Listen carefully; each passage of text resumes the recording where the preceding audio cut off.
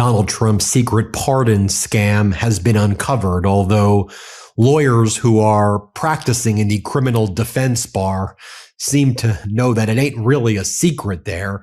You had lots of people saying they didn't want to be named directly in a lot of these articles from The Atlantic and others that were publishing about this, that it's a well-known secret, so not really a secret at all. It's general knowledge, as people were telling The Atlantic. In our practice, $2 million, you can have a pardon, one prominent white-collar defense attorney has told The Atlantic. Here's the story in The Atlantic. Among the names under consideration for a proposed 250 pardons for 250 years initiative are fugitive Joe Low, who ran that massive scam with the fund and was spending hundreds of millions of dollars from one of these foreign wealth funds. He's been in hiding. He's accused of masterminding the multi-billion-dollar 1MDB fraud.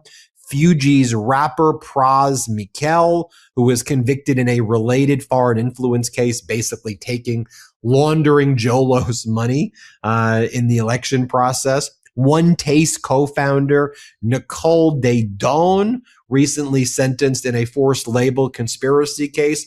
So turning the 250th into like an auction, like a bonanza, and just do the math of 250 pardons times about $2 million. And I'm sure that number may go $6 million or $10 million.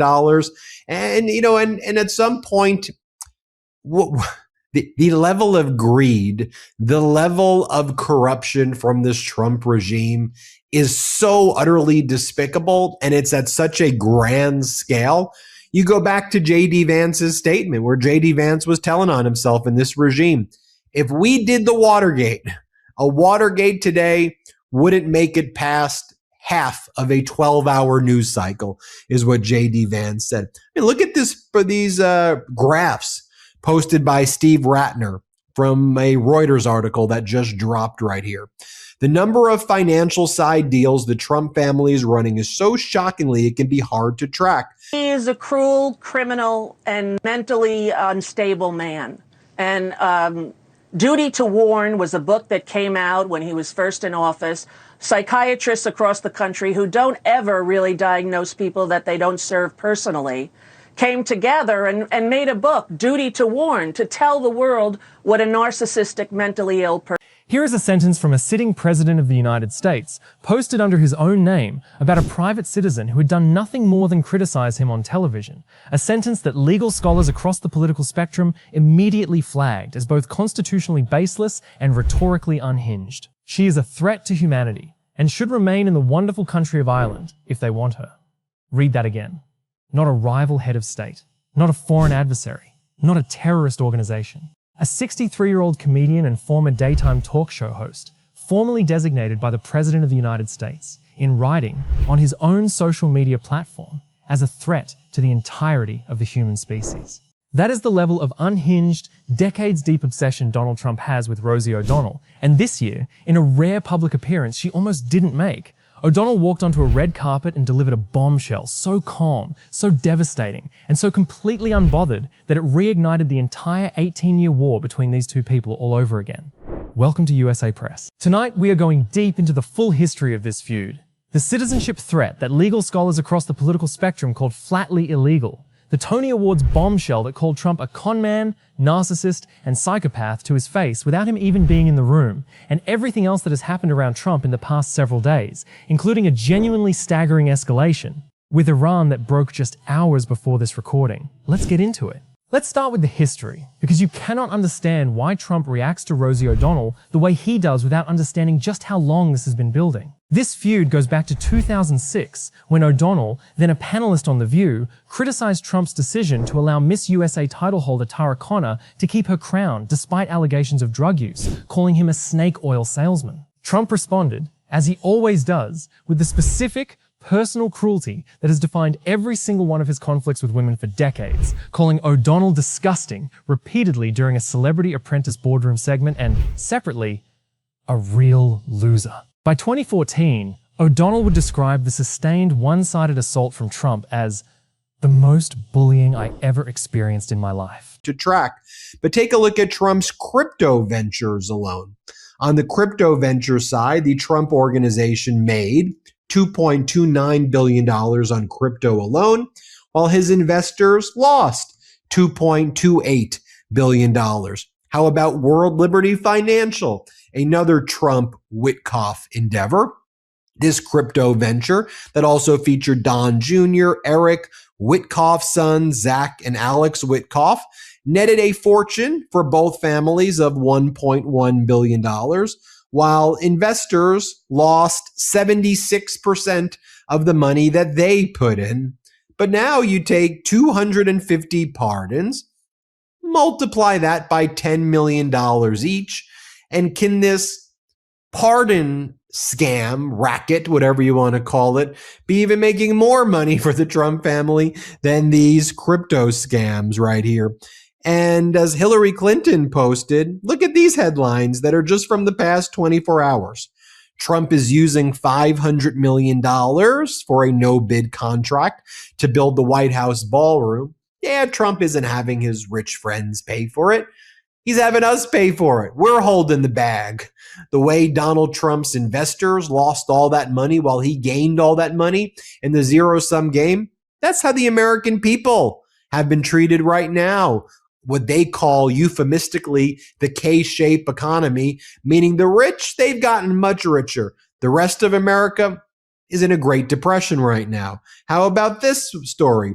Trump bought as much as $5 million in Axon stock right before ICE sought $220 million in a taser deal, putting $220 million into Axon and causing that stock to surge right there. I want to bring in Harry Littman, Talking Feds YouTube channel, former top prosecutor out of the Western District of Pennsylvania. He was the United States attorney there, top federal prosecutor out of Main Justice in Washington, D.C. Harry, great to see you here. I mean, the fact that amongst criminal defense lawyers, that it just is, we just got to pay $2 million, we get a pardon, and they talk about it like that. And it's a well-known thing. It's it's a secret, I guess, to the rest of everybody. Be like, yeah, we all knew that. $2 to $6 million, you get your pardon, boom, then you get out. What do you make of it all? It's breathtaking.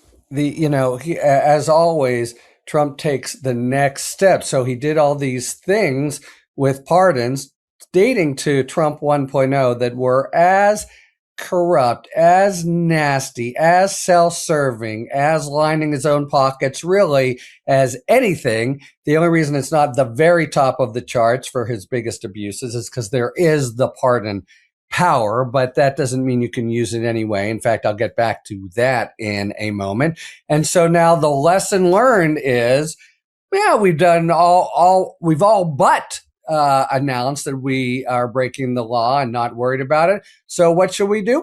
Take that next step and do it whole hog. And on these, not just lining his own pockets, but that of his family, that of his industries, the unreal incidents of completely corrupt transactions. They would be corrupt on the market.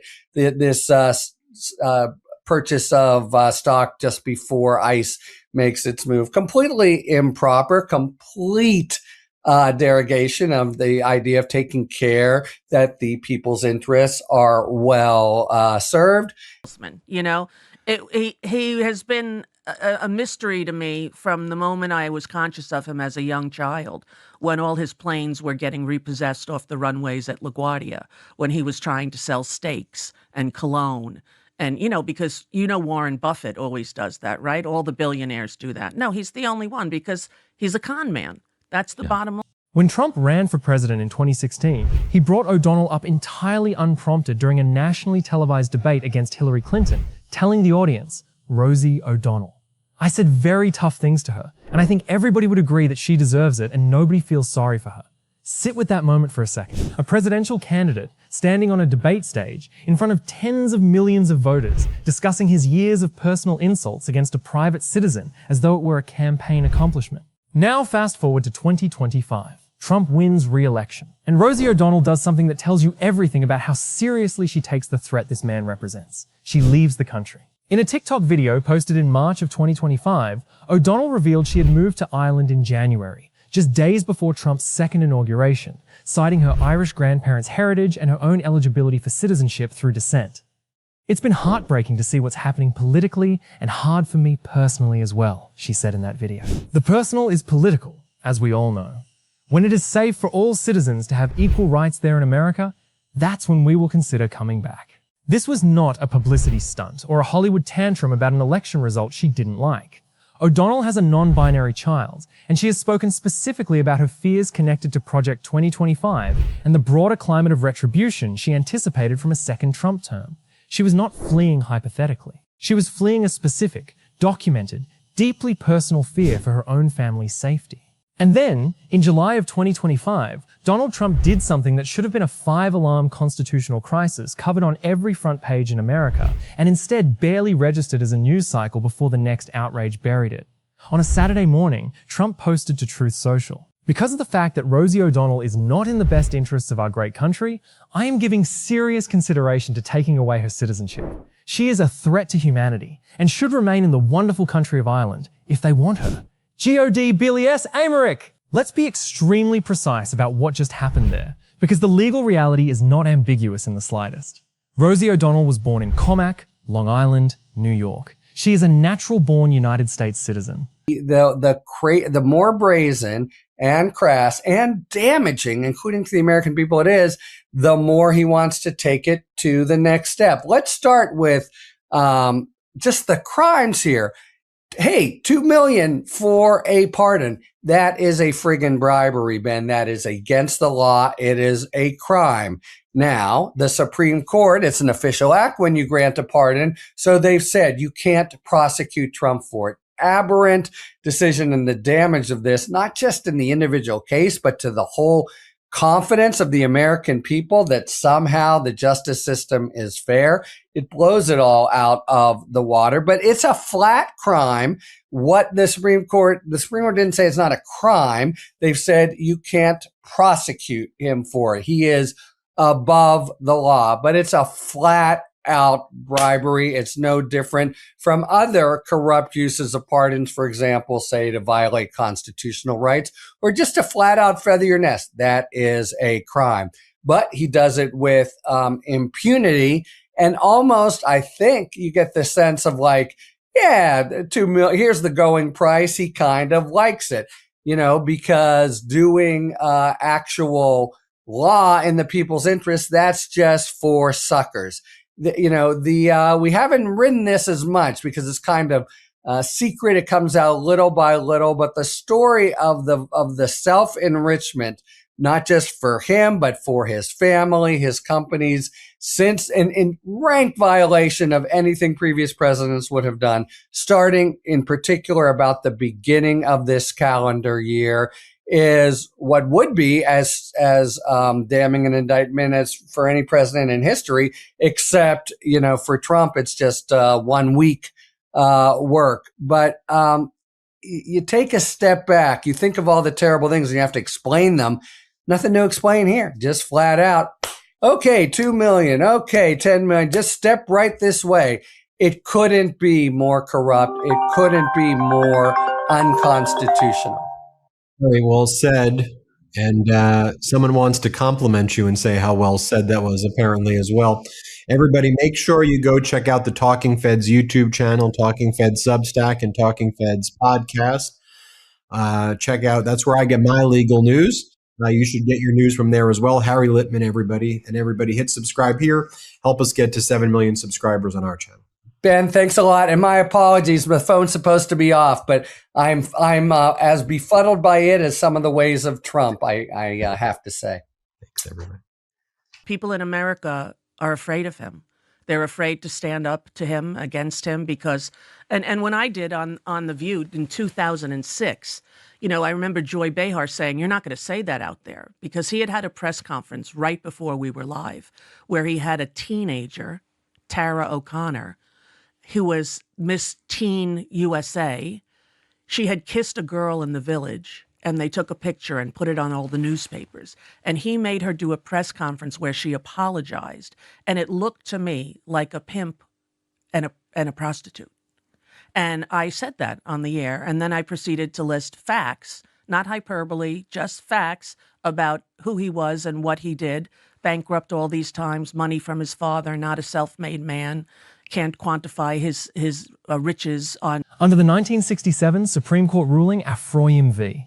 Rusk, interpreting the 14th Amendment's citizenship clause, a natural-born citizen can only lose their citizenship through voluntary relinquishment, not through presidential decree, not through political disfavor, not through moving abroad, and certainly not through criticizing the sitting president on television. Every single legal expert who was asked about this at the time said the same thing. Stephen Yale Lower, a professor of immigration law practice at Cornell University, told Newsweek plainly that a president cannot unilaterally revoke someone's citizenship.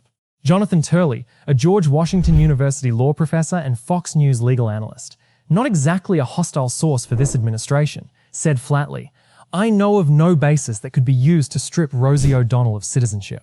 The President of the United States made a threat that every single legal expert across the political spectrum immediately identified as constitutionally impossible, and he made it anyway, in writing, under his own name.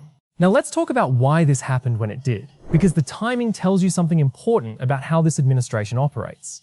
Multiple commentators pointed out at the time that Trump's sudden citizenship threat against O'Donnell arrived at a suspiciously convenient moment, right in the middle of mounting public pressure over the release of the Epstein files, following Elon Musk's since-deleted social media claim that Trump himself appeared in those files. Dean Obeidallah, a comedian and lawyer, posted at the time, "Trump threatens to revoke Rosie O'Donnell's citizenship. This is to distract from Jeffrey Epstein file. Trump is panicking that pressure is building to release the file. This file has to be devastating to Trump and others in his circle." Chris Rossini, a senior fellow at the Ron Paul Institute, made an even sharper observation. Epstein clients? Not a threat to humanity according to the Trump administration. Rosie O'Donnell, on the other hand? You can't make this stuff up. That contrast. A private comedian labeled an existential threat to humanity, while men with documented, photographed connections to a convicted sex trafficker face no equivalent presidential rhetoric whatsoever, is not incidental. It is, according to multiple observers at the time, precisely the point. It's worth situating the O'Donnell citizenship threat inside the much broader pattern this administration has established around citizenship as a political weapon. Once again, blocked a ship trying to traverse the Strait of Hormuz using the unauthorized route. Trump and J.D. Vance have been bragging, "We've opened up our own route in the Strait of Hormuz that we control." The IRGC released a video saying, "No, you don't. And by the way, you may want to take a look at some of the satellite footage, because all of the tankers right now, the VLCCs, they're mostly all using the IRGC route. And in terms of the transponders on these tankers on the other route, you ain't seeing any ships traversing over there." So Iran's IRGC grounded a foreign container ship in the Strait of Hormuz trying to use a U.S. lane moments ago. Iran says it repeatedly warned captains, ship owners, and officials of shipping companies around the world that any entry or exit through routes other than the route of authority in the Persian Gulf could lead to irreparable incidents. And I'll show you right here, because the IRGC just released footage of the foreign cargo ship stuck in the Strait of Hormuz after attempting to transit using a U.S. suggested route this morning, calling it an incident even worse than sinking. Per the Iranian broadcast network, here's what they just showed moments ago. Let's play it. شناوری که می‌خواست قوانین تنگه هرمز را دور بزند ولی عاقبت خوشی نیافت. اسناک است. وای وای، پره های موتور کشتی رو. وقتی پره های پروانه کشتی این گونه از سطح دریا بیرون بزند، یعنی اتفاقی بدتر از غرق شدن رخ داده. So as the Trump regime has been panicking, they sent J.D. Vance to act like a tough guy in front of members of our military who were just incredibly bored and disengaged by this terrible speech. J.D. Vance was given the speech and he was like, "Do you all know we dropped bombs a couple of days ago on Iran? You know why? Because Iran was shooting at commercial ships that were using our route. And now there's complete transit through the Strait of Hormuz, not using the IRGC route, using our route. We did it, mission accomplished. That's not what's happening. And I implore everybody to look at the crack spreads right now. I know I may sound like a broken record about this, but the crack spreads are the delta or the difference between the crude prices that you see, which are below $70 a barrel, right? That's the WTI and Brent crude. But look at what the refiners are charging because our strategic reserves are hitting technical or functional tank bottom. And so the refiners see, wait a minute. It's worse every day. I feel like we're in a dystopian nightmare and no one is doing anything about it. I don't understand how he's able to get away with the things he gets away with. Breaking the law, the emoluments clause, taking bribes, blackmailing people. He's a criminal con man. And if you grew up in New York, as I did, you knew this your whole life. We watched his planes get repossessed off the runway at LaGuardia. We watched him try to sell steaks in Cologne in a fake university, steal money from charities that his family can't even have a charity anymore in New York City, in the New York State, because they had stolen money from kids' cancer charities. There's no way you can look at the facts about this man and believe in him still. You have to have willful blindness. It's worse every day. Because she was never actually an isolated case. That same July 2025 stretch, Trump separately mused about looking at whether Zohran Mamdani, then the Democratic nominee for New York City mayor, was in the country illegally, despite Mamdani having become a naturalized US citizen in 2018, with no evidence whatsoever supporting any suggestion otherwise.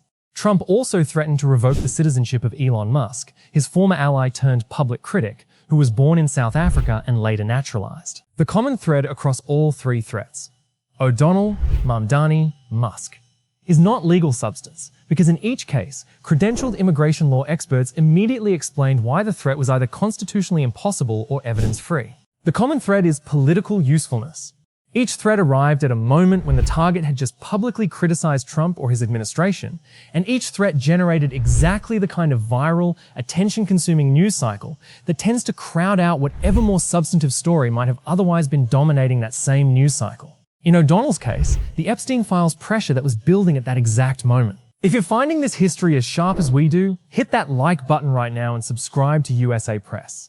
Because this is exactly the kind of full context, receipts first breakdown we live for, connecting 18 years of feud history to the news cycle it's colliding with today.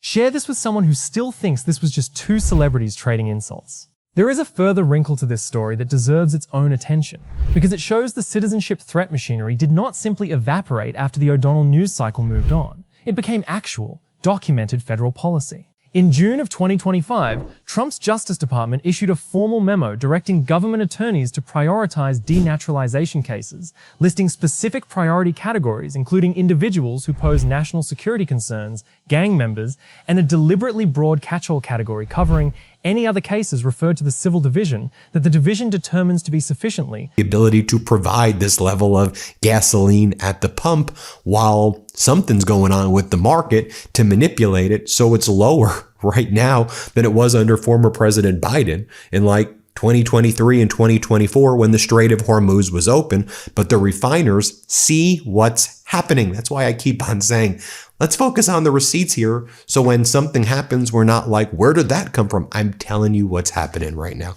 Watch what J.D. Vance said. Let's play it. Thing that matters to the American people. We dropped some bombs a couple of days ago. You know why? Because the Iranians were shooting at commercial ships.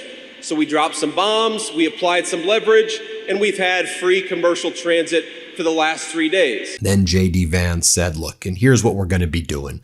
If the Iranians try to rebuild the nuclear program, we've got options. If Iranians try to threaten their neighbors, we've got options. But what we must never do is drop bombs just for the sake of dropping bombs. I agree that, J.D. Vance, but that's not what you did before. You dropped bombs for the sake of dropping bombs on Iran because y'all went with Netanyahu to engage in this catastrophic war in the first place.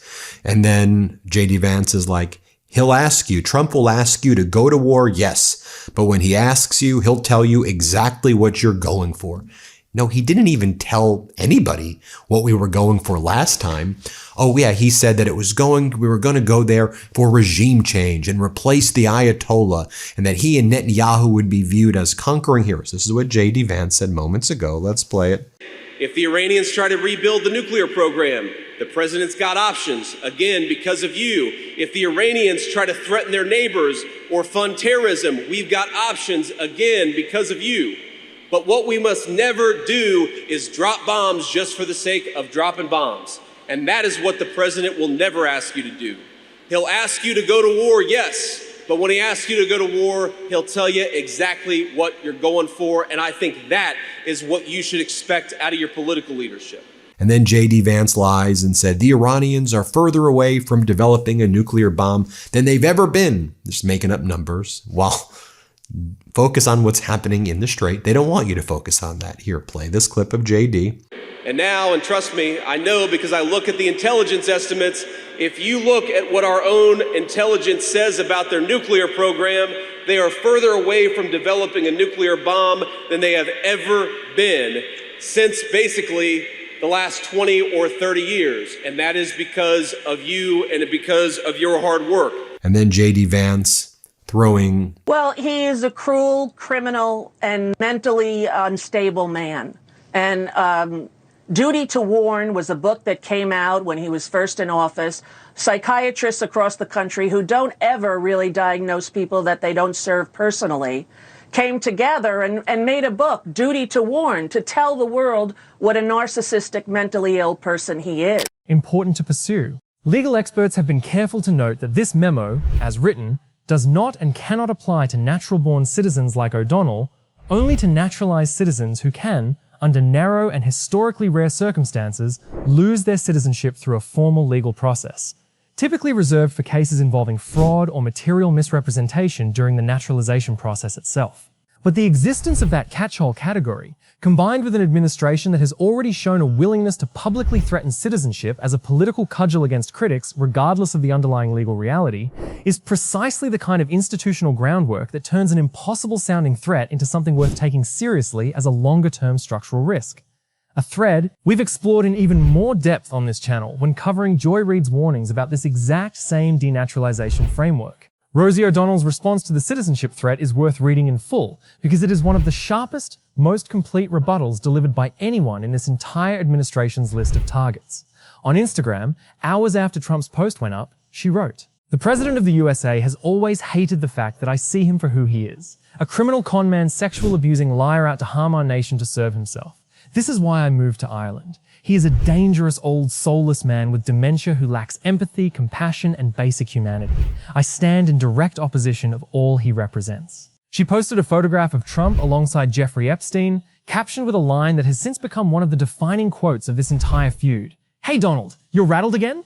18 years later, and I still live rent-free in that collapsing brain of yours." She continued, "You call me a threat to humanity, but I'm everything you fear. A loud woman, a queer woman, a mother who tells the truth, an American who got out of the country before you set it ablaze." And then, in a line that fused pop culture reference with genuine political fury, "You want to revoke my citizenship?" Obvious shade at Marco Rubio here, saying there are people in this country who want to keep going and going. Why do we engage in negotiation? It's not out of weakness, but it's out of strength. By the way, I agree with J.D. Vance. However, the negotiations are over. I mean, you did the MOU. The issue right now is that y'all are pretending that the document you signed and that Donald Trump held up in Versailles isn't a real thing. You do an MOU and then you go, aha, now the negotiation begins. No, now the technical implementation of the deal begins, but it's not a new deal. And the issue that so many in the international community see is that you do fake deals. And as you said yesterday when you were on Michael Knowles' show, the purpose of the MOU was to buy time in 60 days to build up the stocks. I mean, maybe quite literally Donald Trump's portfolio trading 21,000 times in 2025, but I think you mean the oil stocks and the weapon stocks, because you said when that goes on, we'll judge how Iran did and we'll determine if we want to go back to war. It's like a test? No, it's a deal. You have to follow the deal or don't do the deal in the first place. Let's watch what JD says. Let's play this clip.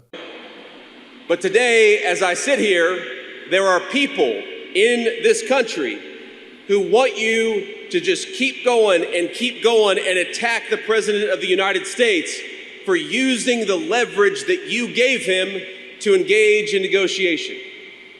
And why do we engage in negotiation? Because of you, it's not out of weakness, but it's out of strength. And again, I go back to that time that I served in the United States military from 03 to 07. We made a lot of mistakes back then. And then J.D. Vance says, what I noticed about people who are attacking our administration for negotiating is that they're the very same people who encourage us to drop a few more bombs on places like Afghanistan. By the way, I agree with J.D. Vance here.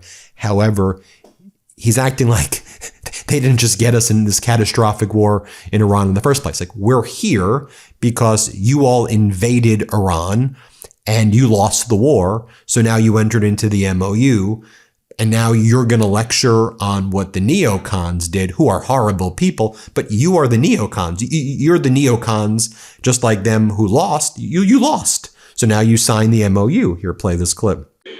And what I notice about the people who are attacking the administration for negotiating is that they're the very same people who, for example, encouraged us to just go a little bit further and just drop a few more bombs in places like Afghanistan. But again, if you go back to the mistakes that were made, those very same people, they refuse to say, what were we dropping bombs for? Now, the President of the United States maintains a lot of options today in 2026. And then J.D. Vance said, but don't worry, everybody. We'll get to the nuclear issue in the future. We're going to start talking about that. I think this is a very revealing. I'll play the clip in a moment. We're going to start talking about that. You realize that under Obama, we didn't just start talking. We stopped talking because we did a deal called the JCPOA. What's notable about the MOU is that the start talking about the nuclear stuff, that only happens when the United States fulfills its obligations under the MOU, unfreezing the funds for Iran. Iran controls the Strait of Hormuz, making a $300 billion fund available for Iran, which Marco Rubio went to the Middle East and said, we're not even discussing that with Arab nations. Why would we even talk about that? Because it's in the deal. Then we heard from the foreign ministers of Arab nations, and they said, yeah, why would we talk about The Constitution? You know, he's selling things from the office. He's taking money and gifts from other countries. The Emoluments Clause. He's breaking every law and every rule that we have in our country, and no one seems to be able to stop him. Can you explain to me, though? I cannot believe that every Republican congressman or woman, every Republican senator is stupid. Well, they're not stupid, but they're definitely... Go ahead and try King Joffrey with a tangerine spray tan. I'm not yours to silence. I never was. It's also worth noting that O'Donnell's own facelift disclosure just before the Tonys was itself a small but telling act of preemptive honesty, given how frequently Trump's insults toward her over the years have specifically targeted her physical appearance rather than her arguments. Back in the mid-2000s, Trump was already describing O'Donnell as very unattractive, both inside and out. A formulation that has recurred, in slightly different phrasing, across nearly every insult he has aimed at her since. That pattern matters because it connects directly to the same dynamic we've documented on this channel with Sunny Hostin, with Joy Reid, and with virtually every woman who has criticized this president over the years. The substance of the criticism rarely gets addressed, and the response almost always redirects toward appearance, intelligence, or some combination of the two. O'Donnell choosing to speak openly and without shame about her own facelift, on her own terms, before anyone else could use it against her, reads less like vanity management and more like a deliberate refusal to hand Trump one more surface-level insult to recycle. Now let's jump forward to June of 2026, because this is where the bombshell we're actually here to discuss took place, and it happened in a setting nobody expected, the red carpet of the Tony Awards. O'Donnell made what was described by multiple outlets as a rare public appearance. Her first major public moment since revealing on Substack that she had undergone a facelift, an admission she made specifically, in her own words, because all that matters is truth and love, and because she didn't want some tabloid to go, "Gotcha!" $300 billion funds. We don't know anything about that because it's in the deal. And everybody in the Trump regime said the Arab nations would be paying for it. And then Netanyahu would have to leave southern Lebanon. When those conditions are met, which Iran realizes that y'all aren't going to meet, then you get to discuss the nuclear stuff, the nuclear information. So that doesn't happen until the other stuff is fulfilled. That's the way the agreement that you all signed is structured. If you like it, if you don't like it, your feelings are not really what's at issue here. It's what the MOU says. Here, let's play this clip. And that's what they're focused on. And then, we're worried about the nuclear issue. We're going to start talking about that. So right now the talks are going well. It's still pretty early, but talks are going well. When you spoke at the Now, while that's going on, Donald Trump is heading to this speech in North Dakota at the Teddy Roosevelt Presidential Center, and Trump is arriving in his choo-choo train. This is him arriving in his choo-choo train, everybody. Play this clip.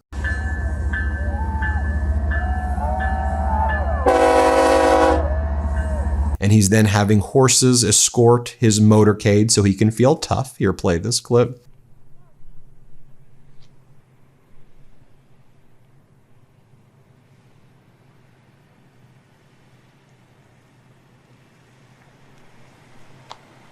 And then Donald Trump is having a conversation with AI President Teddy Roosevelt that Trump seems to think is real. And it seems that AI Teddy Roosevelt is trolling Donald Trump because Trump's like, do you think the Panama Canal is your greatest achievement? And AI Teddy Roosevelt is like, the job of a president is beyond a single thing like that. You must care about the people, like stuff that Donald Trump doesn't do at all. Here, play this clip. Do you consider the Panama Canal your greatest achievement? Well. Right then, yes. Good answer. The canal stands as one of my proudest battles, no question. But greatness is a strange thing. It isn't always the biggest or boldest job that matters most. The Panama Canal showed what America could achieve if we held steady and acted fast when the world dragged its feet. That said, I measure my greatest work by the lives improved. Parks set aside, food and drugs made safe, the square deal given to all, not just to a few. Still, when I stood in the mud watching those steam shovels, knowing ships would pass through, changing the world's map forever, I felt I'd left a mark that would last. Okay, you did. Thank you. And here's more of Donald Trump telling AI Roosevelt that it's an honor to be with him, that it's such an honor to be with you. Here, play this clip. Every day a president faces storms most people never see. Keep your nerve and remember the nation comes first, you get through. I know you know that feeling yourself. Well, I appreciate those words. Those words are fantastic. Trump so much for this country that you guys, the mass media, is to blame, to equate him and Hillary Clinton and act as though they were the same, to equate Hunter Biden and the billion-dollar criminal crime family Trumps is ridiculous. And you guys never did a Google search to say he was bankrupt 6 times. So when I said it on That context matters because it shows a woman who was already choosing radical honesty about her own life before she ever stepped in front of a Variety camera. And when Variety's reporter asked her about Trump, she did not hedge, soften, or perform diplomatic caution. She said, if you grew up in New York, you knew he was in a hole and a liar from day one. And I am 64 years old and my whole life here. So I remember when his planes were repossessed off the runways at LaGuardia. I remember when he was broke. I remember when he would call up places and pretend to be his own publicist. That last detail deserves its own moment of appreciation because it is not simply an insult. It is a specific, documented, verifiable piece of tabloid history. In the 1990s, journalists reported that a man calling himself John Miller or John Barron, claiming to be Trump's publicist, would call reporters to boast about Trump's dating life and business success. Trump himself was later identified, through voice analysis and his own eventual acknowledgement under oath, as the actual voice behind those calls. O'Donnell was not inventing an insult. She was reciting a documented fact about a man who pretended to be his own spokesperson to plant flattering stories about himself in the press. And it's worth dwelling a moment longer on that fake publicist detail because it connects to one of the more remarkable, semi-forgotten chapters of Trump's own documented history. Reporters in the 1990s discovered that a man identifying himself as John Miller or John Barron claiming to work as Trump's publicist, would call gossip columnists and entertainment reporters to relay flattering stories about Trump's dating life, his business triumphs, and his general standing as, in the fictional publicist's own words, one of the most sought-after bachelors in New York. Trump denied for years that he was the voice on those calls. Audio analysis eventually established, to most listeners' satisfaction, that the voice was unmistakably his own, and Trump himself effectively confirmed it under oath decades later during unrelated litigation. This is also, incidentally, the same broader error that produced the infamous 2015 presidential debate exchange in which moderator Megyn Kelly pressed Trump on his history of using derogatory language toward women, listing terms like fat pigs, dogs, slobs, and disgusting animals. Trump's on-camera interjection, live, unprompted, in the middle of a nationally televised presidential primary debate was simply, "Only Rosie O'Donnell." That single interruption tells you everything about how central this specific grievance has always been to his broader psychology around women who criticize him. She was not just one example among many. She was, in his own words, delivered spontaneously on a debate stage. The example that justified an entire pattern of behavior. He is scared, he is panicked, and once again he shut down the White House to the press.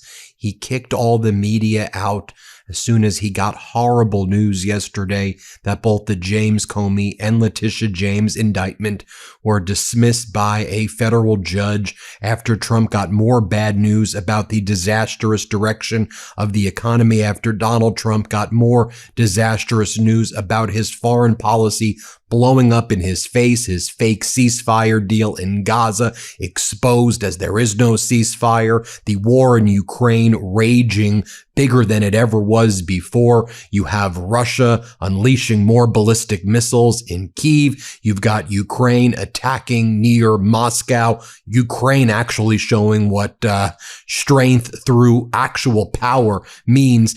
Donald Trump is showing utter weakness. So let me just show you the moment where on right-wing media, on this MAGA channel right here called RSBN, they basically find out that Trump has shut down the White House to the press. And they're like, I think he was supposed to talk to us, but I guess he's shut it down to the press. Here, play this clip. It's about to be 5 o'clock on the East Coast.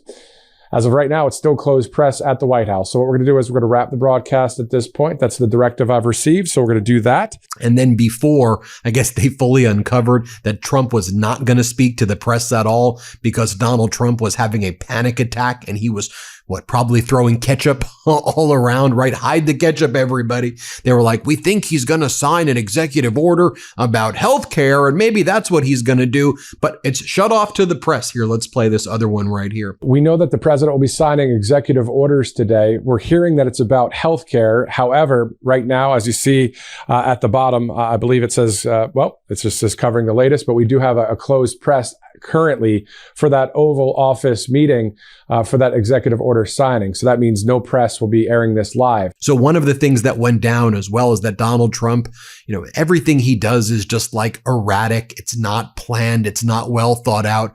Well, he was apparently going to announce a healthcare plan, the one that he's been promising is going to happen 2 weeks since his first term. But apparently what he was going to say was that he was thinking about extending the Affordable Care Act subsidies, the Obamacare subsidies, for about 18 months, perhaps 2 years, which, by the way, wouldn't have been a bad thing. Like, that would have been a good thing if he made that announcement.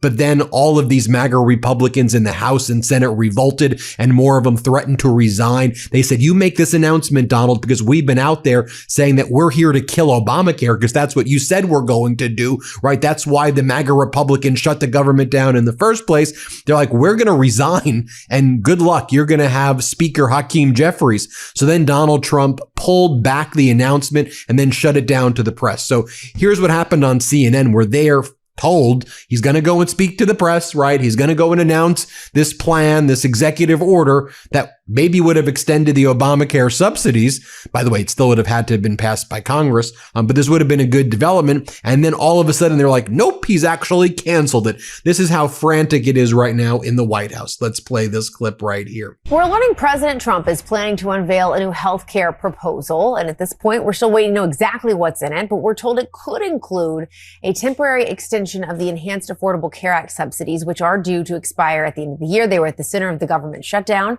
However, for the subsidies could come with some fresh guardrails that could include new income limits and a requirement that everyone pay some form of a premium. Now, we should note that if the subsidies do expire, millions of Americans are expected to see their premiums more than double next year. Zach Cooper is joining us now. He's a professor of health policy at Yale University. Zach, thanks for being here. As I noted, we are very much still waiting for specifics here. He's a very unwell man. Yeah, I agree. In many ways, physically and mentally. The president's saying that I'm a threat to humanity. Yeah. That's the president of the United States. Saying that, yeah. Now, when our feud started some 20-something years ago, he was a joke of a reality show guy that nobody respected or took seriously. He is a very unwell man. Yeah, I agree. In many ways, physically and mentally. And then came the line that would dominate headlines for days. He is a con man. He is a narcissist. And he is a psychopath, if you ask me. Notice the structure of that statement, because it is not simply name-calling. It is a specific, three-part diagnostic characterization, delivered by a woman who has personally observed this man's behavior across nearly 2 decades of direct interaction, in a tone that was, according to every outlet that covered it, calm, measured, and almost weary rather than furious. When asked how she thought Trump would be received the following night at Madison Square Garden, where he was scheduled to attend Game 3 of the NBA Finals between the Knicks and the Spurs, O'Donnell didn't miss a beat, with a lot of boos, and I'm happy to hear it. And in one final, perfectly timed jab, she addressed a bizarre recent Trump comment. His claim, made in apparent seriousness, that surprisingly the word dumb has a B at the end, and most people don't know that, by simply noting, I'm like, yeah, most people under the age of 6. The plane repossession detail deserves its own moment of fact-checking too, because it is not hyperbole. It is one of the more well-documented failures of Trump's business career. Trump Shuttle Inc., the airline Trump launched in 1989 by acquiring the Eastern Airlines shuttle routes between New York, Boston, and Washington, defaulted on its loan payments within roughly 2 years of operation. The banks financing the venture eventually seized control, and Trump Shuttle effectively ceased to exist as an independent Trump-owned enterprise by 1992, with its aircraft and routes absorbed into what later became US Airways Shuttle. O'Donnell, a lifelong New Yorker who lived through that entire saga as it played out in the local tabloids in real time, was not reaching for some obscure gotcha. She was recounting a documented business failure that anyone paying attention to New York media at the time would have watched unfold. Let's talk about why this particular moment landed so much harder than a typical celebrity feud exchange, because the mechanics matter here. O'Donnell was not performing outrage. She was not shouting. She delivered every single one of these lines with the flat, almost bored cadence of someone stating settled fact rather than making an argument. The tone of a person who has simply run out of patience for pretending there's a debate to be had. And this is precisely the register that has always driven Trump the most insane, going all the way back to that 2016 debate stage. Not fury directed at him, which he can absorb and weaponize. I'm sorry, this has actually been, sorry, Zach, we're getting breaking news while I'm talking to you. I have learned that the White House has postponed its expected unveiling of this new healthcare proposal. It was expected to be unveiled today. We'll learn more, hopefully, about that in the coming moments. But again, this is postponed, but we can talk about the ideas here. All right. Now, while Donald Trump is hiding in the Oval Office yesterday, he then announced late last night that he's going to be leaving Washington, D.C. tonight. Right. So yesterday he shuts down the Oval Office, kicks out the press. He's frantic, probably throwing ketchup. I don't know that for a fact, but probably. I don't know.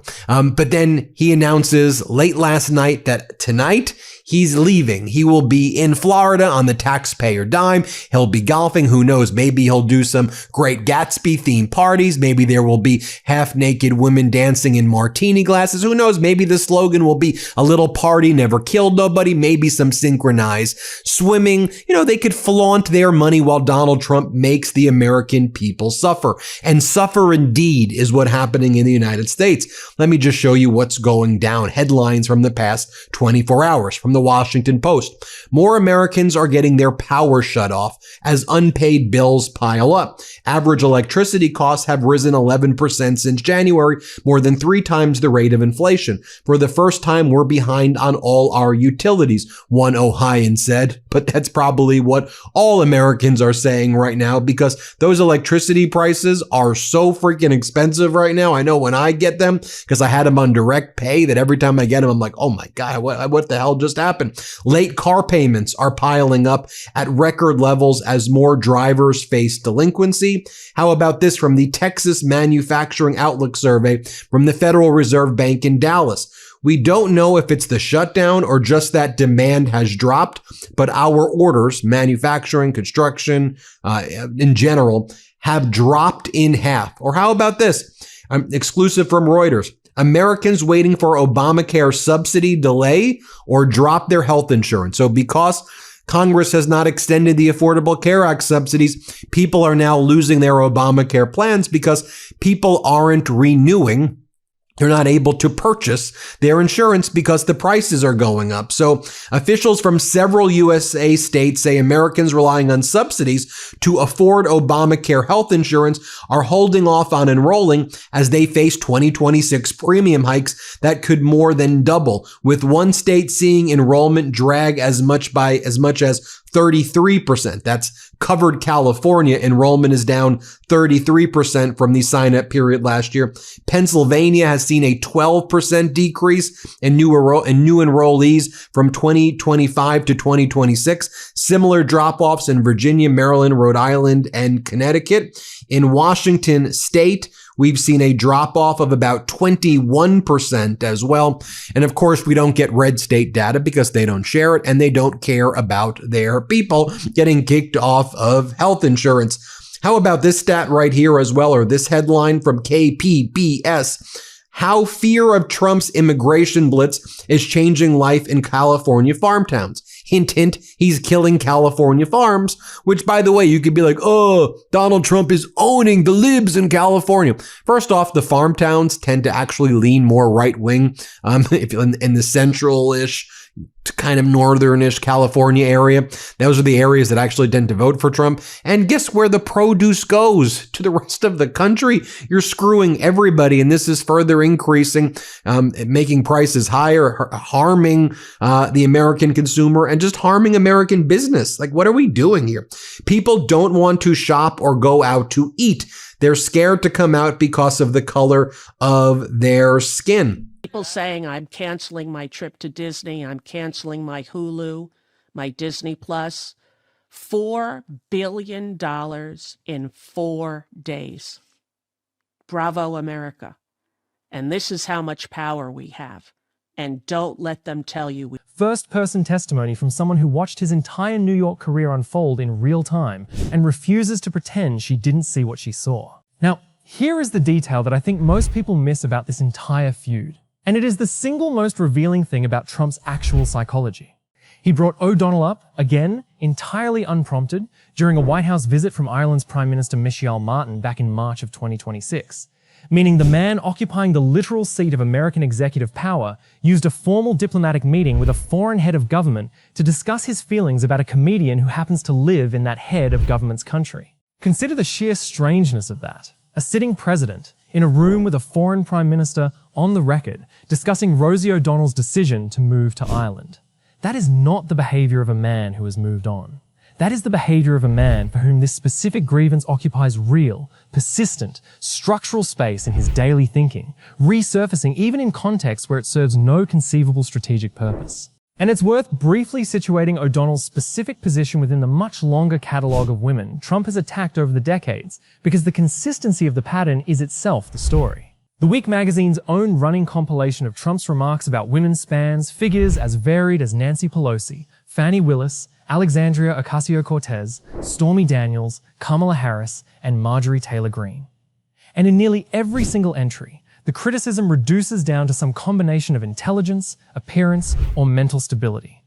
Also, a significant issue right now that Trump is getting massive backlash for is the way that he's just rolling out AI in such an unregulated, unfettered fashion, allowing AI companies to run roughshod over the American people. You want a data center? Sure, go ahead, build data centers. Who cares if it sucks out all the electricity and causes everybody's electricity prices to rise? That's the Trump regime policy here, and the people absolutely hate it. The implication implications of AI, both from the perspective of replacing the jobs of the American people and those data centers that are just destroying local communities, cities. By the way, those data centers suck up more energy than like 2 to 3 Atlantas combined in some of these data centers. I had a great conversation with Senator Bernie Sanders about AI and about the danger that it could cause. And look, there's a way to harness it for good, but we can't just unleash it the way that this regime is doing it, which is going to destroy people's futures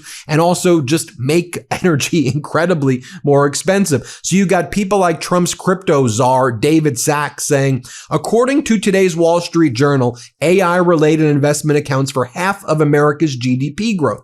A reversal would risk recession. We can't afford to go backwards. Meanwhile, you have Steve Bannon telling ABC that he warned Trump administration's AI agenda could crush the working class, fracture MAGA, and cost the GOP in 26 and 28. He's working to turbocharge the base to revolt against AI in these data centers inside MAGA's fight to stop the AI revolution. And while all of that's happening, and again, while all of this is happening, Donald Trump is hiding. Marjorie Taylor Greene is reposting the following from Ann Vandersteel. It's over. The whole MAGA psyop is over. It's America only, ride or die. Don't slide into my DMs whining about flipping on Trump. He flipped on us. They're calling it a MAGA psyop. People like Marjorie Taylor Greene and former MAGA followers. Marjorie Taylor Greene goes, this sums up almost every call and text message I have received all weekend. No wonder Donald Trump is hiding right now. And by the way, while Donald Trump is hiding right now, just take a look at what's going on in international affairs. So Xi Jinping called Donald Trump yesterday to basically say, do not ever, Donald, say that Taiwan does not belong to China. Do you understand? If you want to have any hope of China buying soybeans or China releasing any export controls over the rare earth elements, you do not mention the word Taiwan at all. Do you understand? And Trump's compliant. Trump is supplicant. Trump just does whatever Xi Jinping wants. Trump knows he's been brutally outmaneuvered. And by the way, remember how Trump's like, Xi Jinping promised that he was going to buy 12 million metric tons of soybeans in 2025. Everybody, did I do a good deal? No, you did a freaking terrible deal, because originally they've now bought 0 metric tons of soybeans. Under Biden's last year in 2024, they bought 27 million metric tons of soybeans. So even if you got them to buy 12 million or 12.5 million, it's like 15 million metric tons less than under Biden. And to date, they've only bought 300,000 metric tons. So what the hell are you doing? And they still have export controls on their rare earth elements by stating any company that has a relationship with the United States military must get a special license if they want China's rare earth elements. So no, you've done horrible deals. They have their knee on your neck, and they are making you now, they're putting you in a compromised situation, which is why the new Prime Minister of Japan, Prime Minister Takaishi, the far right-wing Prime Minister, she's asserted that Japan will defend Taiwan if China invades, to which China responded, then we're going to invade Japan. This is all going on while Donald Trump is like hiding out in the White House, and he's making those weird freaking posts, those QAnon posts again. He's posting weird photos of himself, like with his weird arms doing YMCA dances. He's attacking Obama.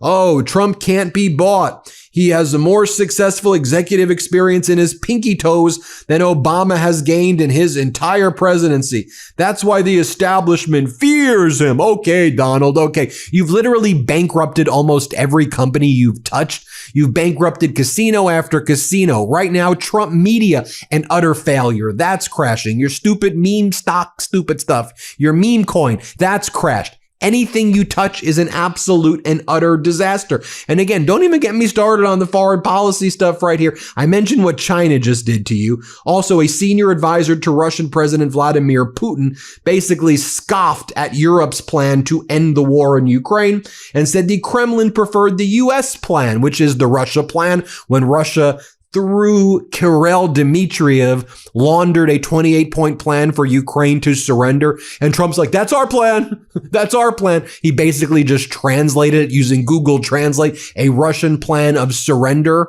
and then gave it to Zelensky and said, you have to agree to this by Thursday. Well, Zelensky didn't agree to it at all. Europe stood strong with Zelensky, and they're fighting back, literally fighting back. Take a look right here.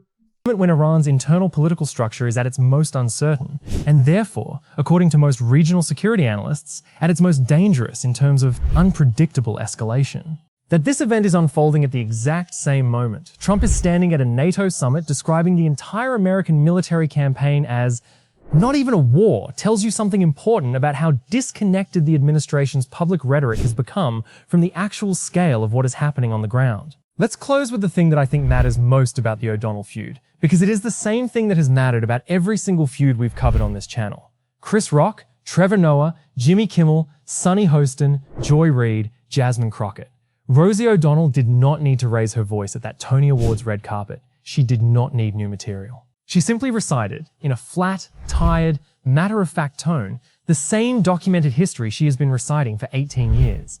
The fake publicist calls, the repossessed planes, the bankruptcy. And let the accumulated weight of that history do the work a punchline never could.